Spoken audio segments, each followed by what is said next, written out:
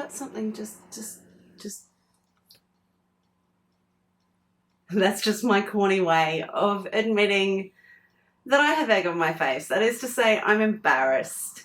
I did something silly as a gardener. I made a pretty stupid mistake, and it's taken me 8 months to get on here to update you on the garden experiment because I was embarrassed about the ridiculous error I made.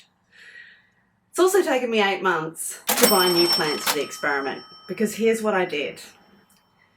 I decided I was going to grow Tasmanian pepperberries in the tropics, and I was going to see if I could make it happen, because a few of my plants that people told me would never grow up here, I'm growing them, and they've been growing strong for 18 months. So I thought, I'm going to try Tasmanian pepperberries because they are delicious. You want Tasmanian pepperberries in your garden if you can possibly grow them, because these things are not only a pepper substitute, they have an almost berry-like flavour that goes along with that pepper. It's a beautiful flavour that there's nothing else like it. It's really hard to explain. They do have a little bit of a kick, but not much. They can be used in sweet and savoury dishes. They're just delicious. In fact, right now, I have a roast lamb in the oven, which is slow roasting. And before I put it in there, I actually rubbed it with Tasmanian pepperberries. So here's what I did. I started an experiment to grow Tasmanian pepperberries in tropical Queensland. And I got to the point where I repotted them.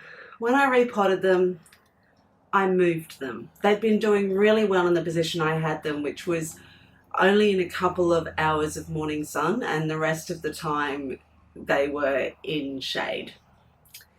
I moved them to a spot where they got about half a day of sun, and much harsher sun because behind them was a white wall that reflected the light, and sadly they perished.